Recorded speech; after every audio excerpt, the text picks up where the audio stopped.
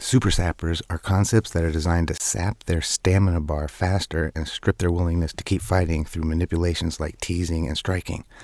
The more you play with the drills in the skill building activities video, the more you'll be able to use these sappers. I'll show examples from each of the spots we've covered so far. Starting with the cross-side pin, the tip of our elbow can become quite bothersome for them. It will be too hard for them not to respond to the discomfort, which saps energy from them and can make them turn over, making mission 2 easier. Feeling trapped and not able to stop incoming shots is very intimidating. Completely covering their nose and mouth is very scary for them and definitely will get reaction. Whichever direction you twist their head is the only direction they can turn toward. Bouncing on their ribcage or solar plexus are great sappers. Come on now, you can get out. Try harder. And when words don't work, it's time for extra encouragement.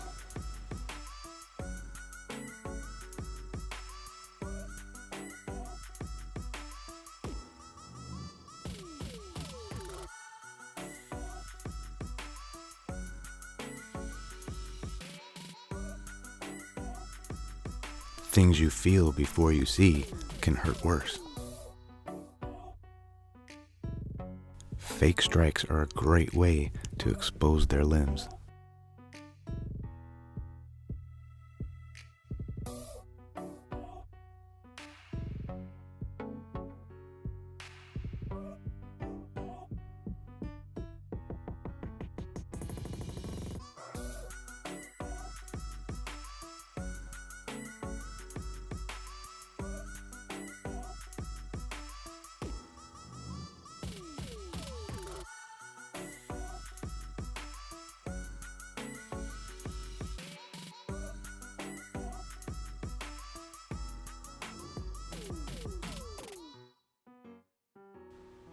Notice how low you have to be for elbow strikes.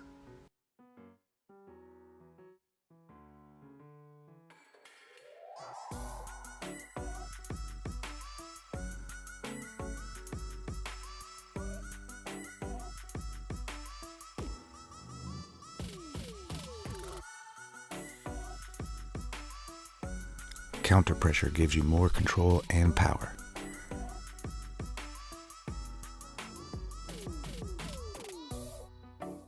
You actually don't have to worry about getting bit when you smother or muffle. If somebody does it to you, just open your mouth as wide as you can. You'll get a sliver of air.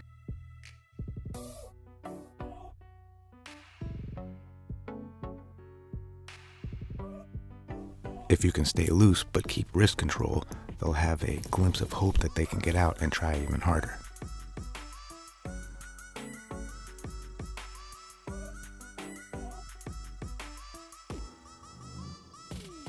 Smothering untrained people will make them push.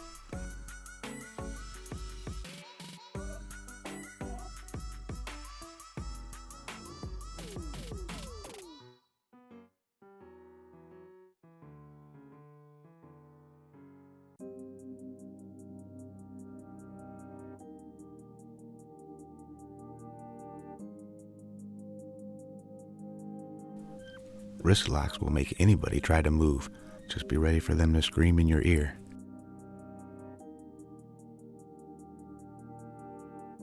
The study of wrist locks is the science of trapping their elbow.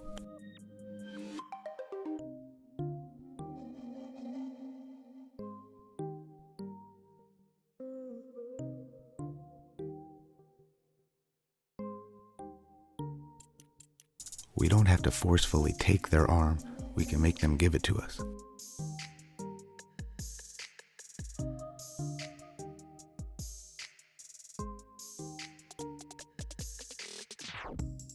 Remember that the legs can pull them down into your spikes. If you're a jiu-jitsu practitioner, spikes can help you with your sweeps. They'll bend toward the way they get hit.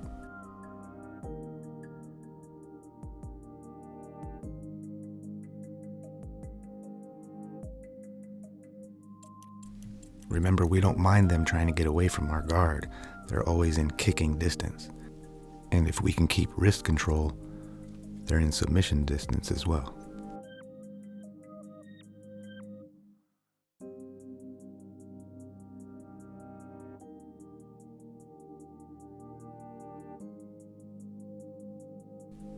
Using handles to help pull them down is great, but it's your legs that pull them.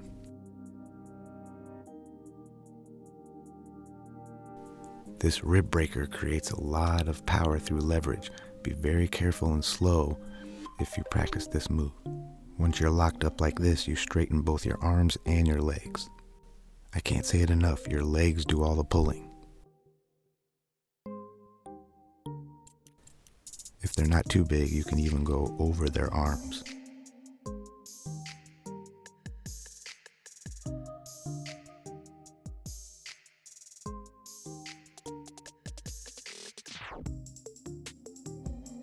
If they make it all the way up to their feet, you'll be surprised how high you can reach with your kicks. Then of course it's time for mission 1 or roll away. At first kick far away from them, and then once you get more control, then go ahead and touch. And eventually adding movement.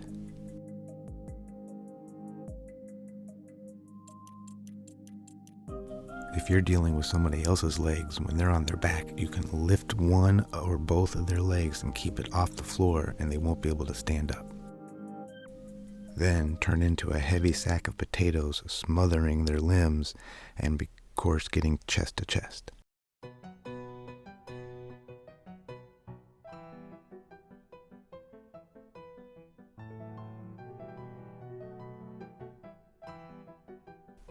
If you get caught in somebody's closed guard, it's worth standing up to try to avoid strikes and submissions until you can break their legs free. And when it comes to the belly down back mount, keep with the walrus, add some encouragement, tell them that they can get up, and wait till they collapse.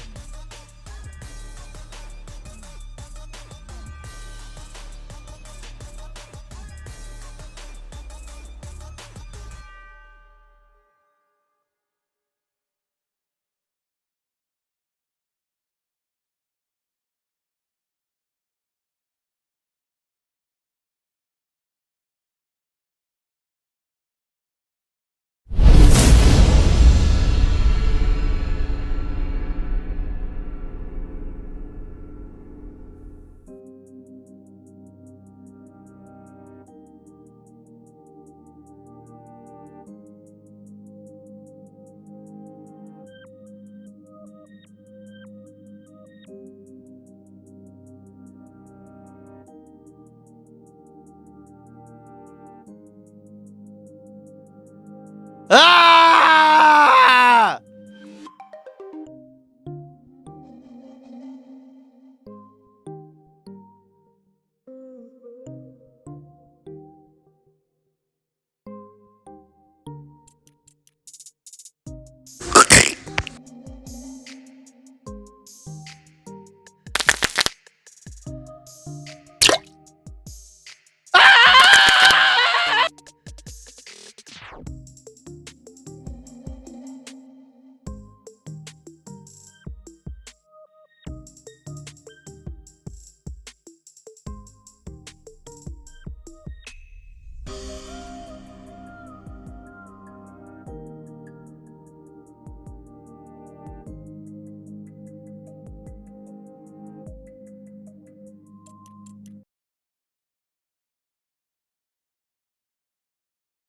Let's see how to turn chokes into headlocks and keep headlocks from becoming chokes before we escape.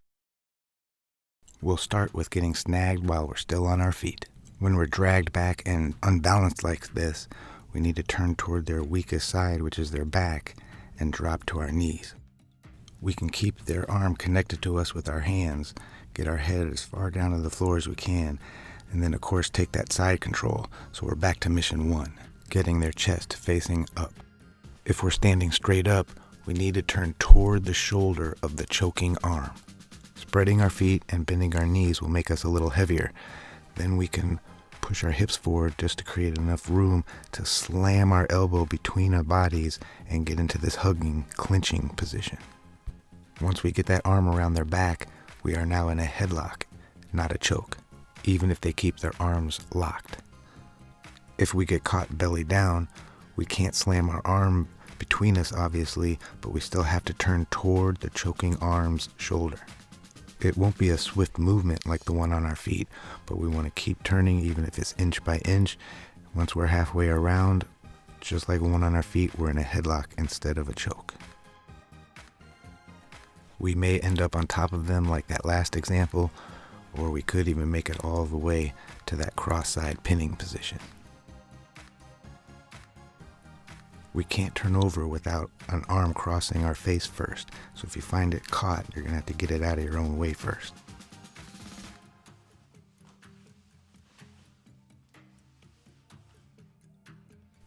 By now you know not to offer your neck by getting up like this, but you could eventually get good enough at this where you can bait them, use it as an escape, and maybe even a submission, like this if you know leg entanglements. Let's see what we can do instead of offering our neck or making it easy to get hit. A good way to start is to let them try to get a choking arm around you as you glue your ear heavily to your bicep and keep your shoulder or in your armpit glued to the floor before you turn. Of course, we would never want to stay long in this position, but as you practice, ask them to really try to get their hand through or to lift you off the floor. You have one arm for choke protection and the other arm for strike protection.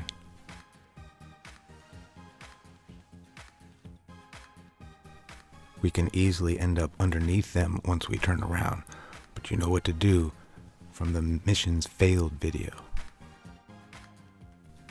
But if you're good at this movement, you could fling them right off of you.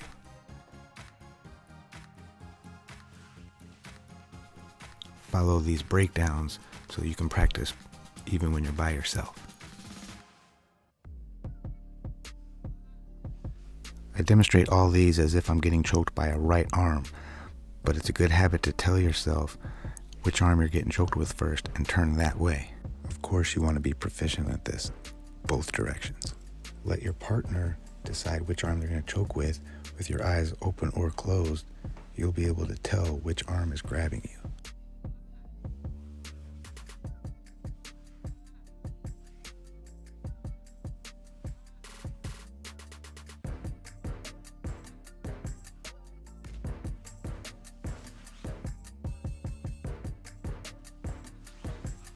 If we get caught with our belly up instead of down, we can use what are called our human Venus flytraps and catch anything that gets in the way.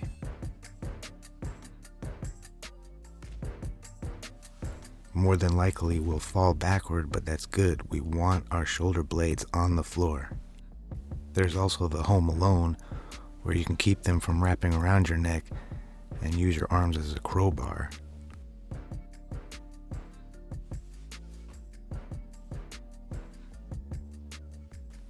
If we're too late and they do get an arm around, we still need to turn toward their choking arm. We do this by putting a lot of pressure on their face with the back of our head and getting to the other side of their head than where we were. Again, once we're sideways to them, we're now in a headlock and not a choke. It's counterintuitive, but we need to use our head to smash into their face and grind on them rather than duck our chin and try to keep their arm from choking us.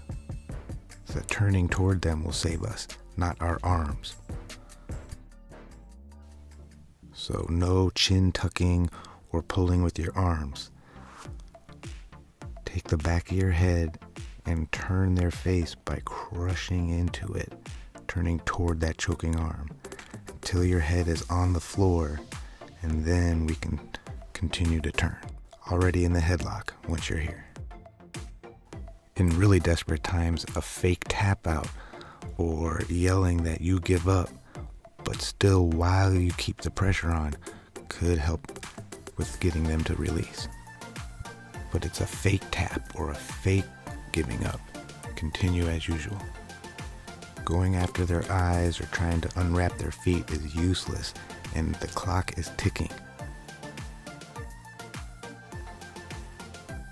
They may be loose with their head, so swiping headbutts or normal headbutts straight backwards could be available. Until you stop instinctually using your hands, try to get both your hands by their wrist to get more pulling power. Strangles from the back are very effective, so don't expect miracles if you don't practice this. We saw this choke in the judge and jury section, but this is not a choke that you can turn into a headlock. We could spin the direction they're twisting us, but their mount might be too stable and we could be stuck. They are, however, within striking distance when they grab at their shirt. If we miss that opportunity, we can get our fingers into our collars, and if they don't bunch up enough material, we could rip our shirt or get that trap and roll from when missions failed. A few follow-up elbows while still holding onto the shirt could get them to release. I keep mentioning turn chokes into headlocks because you can either breathe or keep the blood flowing. Headlocks, though, your head is stuck and there are some dangers like getting hit or picked up and slammed or dropped on. Instead of trying to free our head, we need to trap that striking arm and keep our legs out wide for good base. Hugging them tight also keeps their elbow from slipping under your chin, which will turn it into a choke. If we're in front of them, we need to keep this headlock from turning into a choke. We can become heavy by slinging an arm over their shoulder, pulling them down, getting to the side, and taking our cross-side pin position. The arm that we can't sling over the shoulder can either help keep their arm from digging into our throat, or even better, keep them away by pushing on their hip as we get to the side. There's been no attempt to pull my head free. Here, I can use that by digging my shoulder into the throat and putting all my weight onto it. We need to learn to have patience when we're in a headlock and not in a choke. Sometimes they squeeze themselves out and you'll be able to pop your head out. It's better to become a sticky octopus as soon as you can before things like cranks or what's known as a bulldog choke can happen. Here, you do not want their elbow under your chin.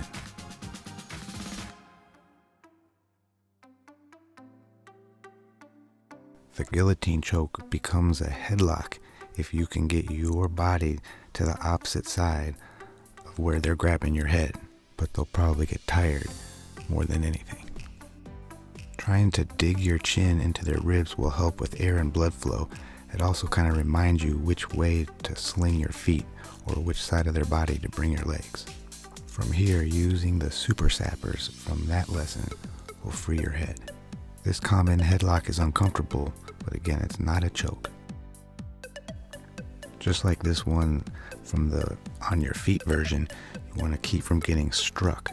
So you want to bind up their arms and then turn into a sticky octopus.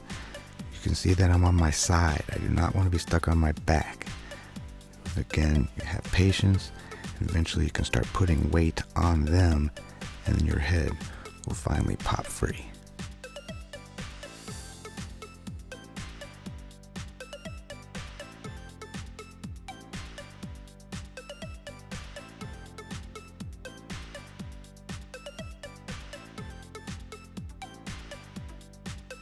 The guillotine is such an awesomely designed choke, but we can turn it into a headlock, again by digging our chin into their ribs, but this time by getting up on our feet like a tripod and putting all of our weight onto our shoulder, which is digging into their neck.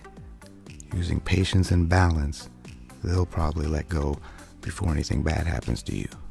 The hand of your free arm can help relieve some pressure on your throat.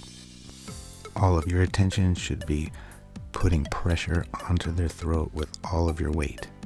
If they let go, they're within headbutting distance. If they're keeping their head on the floor, you can use this movement to wrap your arm around their neck, and now you have extra squeeze power plus your weight, and you can put them to sleep. Balance could be lost during all that, and you could end up in this mounted guillotine, or just be put here.